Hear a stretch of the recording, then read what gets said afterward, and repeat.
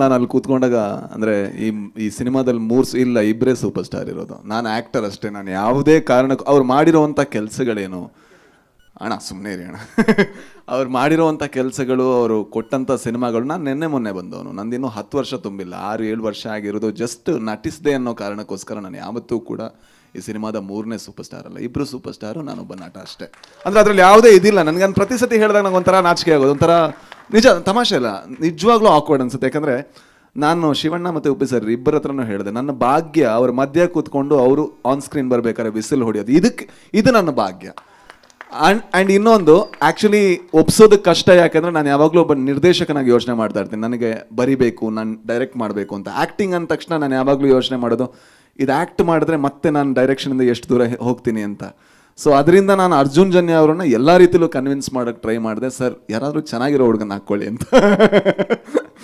ಆದರೆ ಇವತ್ತು ಅವ್ರು ನನ್ನನ್ನು ಒಪ್ಕೊಂಡಿದ್ದು ನನ್ನ ಭಾಗ್ಯ ಅಂತ ಅನ್ಕೋತೀನಿ. ಯಾಕಂದರೆ ಒಬ್ಬ ಕನ್ನಡಿಗನಾಗಿ ಒಂದು ಒಳ್ಳೆಯ ಕನ್ನಡ ಸಿನಿಮಾ ಬರಬೇಕು, ಆ್ಯಂಡ್ ಅದನ್ನು ನಮ್ಮವ್ರು ನೋಡಬೇಕು, ಜೊತೆಗೆ ಹೊರಗಿನವರು ನೋಡಬೇಕು, ಇದು ನಮ್ಮ ಸಿನಿಮಾ ಅಂತ ನಾವು ಎದೆ ತಟ್ಕೊಂಡು ಹೇಳಬೇಕು ಅನ್ನೋವಂಥ ಸಿನಿಮಾಗಳನ್ನು ನೋಡಬೇಕು ಅಂತ ಭಾಳ ಆಸೆಯಲ್ಲಿರುವಂಥ ಒಬ್ಬ ಪ್ರೇಕ್ಷಕ ನಾನು.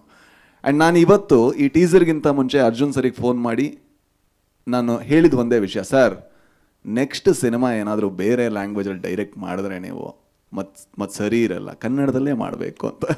ಅದು ಯಾಕೆ ಹೇಳಿದೆ ಅಂದರೆ, ಅವರಲ್ಲಿ ಒಬ್ಬ ಶ್ರೇಷ್ಠ ನಿರ್ದೇಶಕನನ್ನು ನಾನು ನೋಡಿದ್ದೀನಿ. ಅಂದರೆ ಅವ್ರ ಬಗ್ಗೆ ಸ್ವಲ್ಪ ಮಾತಾಡ್ತೀನಿ. ಏನಂದರೆ, ಒಂದು ಸಿನಿಮಾದಲ್ಲಿ 60 ಪಾತ್ರ ಇದ್ದರೆ ಆ 60 ಪಾತ್ರಕ್ಕೂ ಡಬ್ಬು ಮಾಡಿ ಅದನ್ನು ಫೈನಲ್ ಮಾಡಿ ಅದಕ್ಕೆ DTS ಮಾಡಿ ಬೇರೆಯವರು ತೋರಿಸುವಂಥ ಒಬ್ಬ ಹುಚ್ಚ ಭೂಮಿ ಮೇಲಿದ್ರೆ ಅದು ಅರ್ಜುನ್ ಜನ್ಯ ಮಾತ್ರ. ಯಾಕಂದರೆ ಯಾರಿಗೂ ಸಾಧ್ಯ ಇಲ್ಲ ಸರ್, ಇಂಪಾಸಿಬಲ್. ಒಂದು ಪಾತ್ರಕ್ಕೆ ನಾವು ಡಬ್ ಮಾಡೋದ್ರೊಳಗೆ ಸುಸ್ತಾಗೋಗಿರ್ತೀವಿ.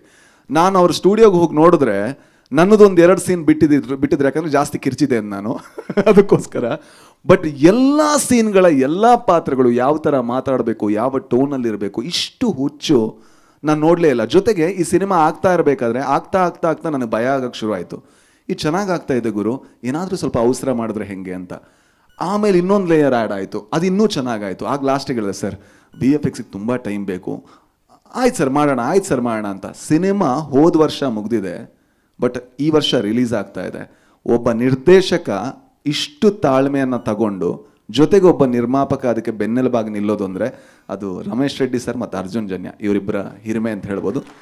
ಜೊತೆಗೆ ನನಗೆ ಈ ಸಿನಿಮಾದಲ್ಲಿ ಆ್ಯಕ್ಟ್ ಮಾಡಿರುವಂಥ ಅವ್ರು ಯಾಕೆ ಇಬ್ಬರೂ ಕೂಡ ಸೂಪರ್ ಸ್ಟಾರ್ಸ್ ಅಂತ ಹೇಳ್ತೀನಿ.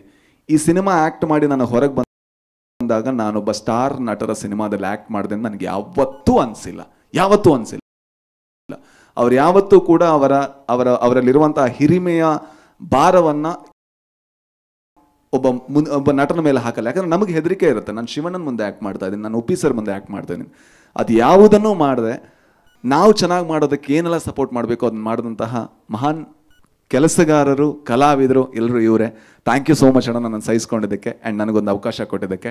ಆ್ಯಂಡ್ 45 ನಾನು ಅಂದ್ಕೊಂಡಂಗೆ ನಿಮ್ಮೆಲ್ಲರ ಹಾರೈಕೆಯಿಂದ ಬಹಳ ದೊಡ್ಡ ಸಿನಿಮಾ ಆಗಲಿ. ತುಂಬ ಕಷ್ಟಪಟ್ಟ ತಂಡ ಆ್ಯಂಡ್ ನಿಮ್ಮ ಸಪೋರ್ಟ್ ನಮ್ಮ ಜೊತೆಗಿರಲಿ. ಥ್ಯಾಂಕ್